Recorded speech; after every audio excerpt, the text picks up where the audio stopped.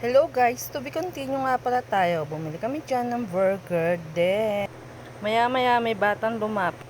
At may dala siyang sulat na napakalaki. Ang sabi dyan, humingi daw siya ng konting tulong. Mali pa nga yung pagkabasa ko dyan, natawa pa nga siya dyan eh. At ayun na nga, may nag-abot na nga ng 50 pesos. Pero hindi kami yon. Pero matalino yung bata kasi lahat ng sinasabi ko naiintindihan. Then sabi ko sa kanya, bakit ka namamalimos? Ang gawin mo ka ako, mag-aral ka. Huwag mo ka akong sayangin ang mga oras at panahon. At huwag mo ka akong hayaan na lumaki ka sa ganyang realidad. Alam kong matalino yung bata kasi sa mga sinasabi ko nasasagot niya yan lahat. Nakakalungkot lang talaga yung mga ganyang bagay. Hindi ko alam kung sino may pagkukulang, magulang ba, o yung bata, o yung gobyerno natin. Siyempre dyan, nag-selfie-selfie muna ako para ma-enjoy ko naman yung bago kong hair. Hair man lang ma-enjoy ko, diba? Then pagkatapos dyan, meron na naman akong nakitang isa pang namamalimos. Super ganda niya, ako'y namangha sa kanyang kagandahan. At ang sabi ko naman sa bata na yan, bakit ka namamalimos? Dapat ka ako nasa eskwelahan ka, nag-aaral, nasa bahay, naglalaro. Napakahirap ng mga ganyang sitwasyon, nadudurog talaga ang aking post. Ang gaganda nila, sayang talaga, super sayang. Biniro ko pa nga sila, gusto niyo ba ako palitan lang tayo ng ilong? What? Ayaw naman nila, kala mo naman maipapalit nila yung ilong sa ilong ko eh, no? Yun. Then pagkatapos namin bumili sa burger, naglakad naman kami papunta sa palengke. Pumunta pala, nakasakay pala kami sa motor. Then dyan, balak namin bumili ng mga pinabibili ng aming mga amo sa bahay. Sabi ko nga sa anak ko, mag-aral siya mabuti. Tingnan mo ka aking mga bata, hindi ko kako alam kung sino yung may pagkukulang, yung bata ba, yung magulang o sino. Sa totoo lang, ayokong maranasan ng mga anak ko ang naranasan ko. Hindi ako nakatapos ng pag-aaral. Ayokong paranas sa kanila yun. Tapos, ang baon lang namin, hindi rin sapat kasi alam namin hirap kami sa buhay.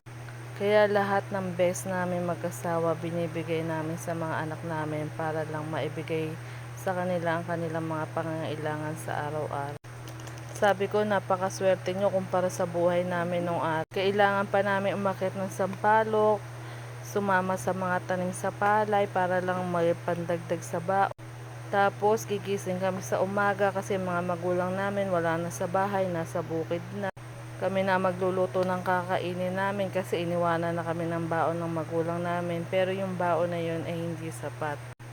Pero no choice kami nun kasi kailangan naming makapag-aral.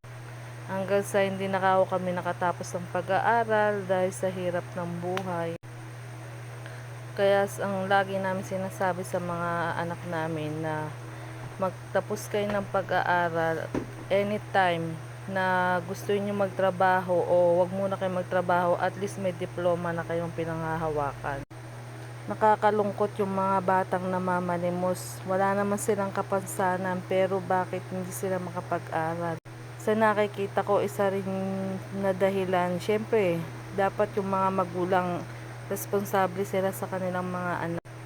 Dapat sinasabi nila na ang bata kailangan mag-aral, magtapos ng pag-aaral. Hindi yung nakikita na nilang namamalimos yung kanilang mga anak, hinahayaan pa rin nila o talaga bang sobrang hirap ng pera? Sobrang nakakalungkot, sobra. Yung mga naranasan naming hirap nung araw, hindi nararanasan ng mga anak namin yun at nagpapasalamat ako sa ganung paraan. Na kahit simple lang yung buhay kako natin, at least din yung naranasan na mamasukan para lang makapag-aral.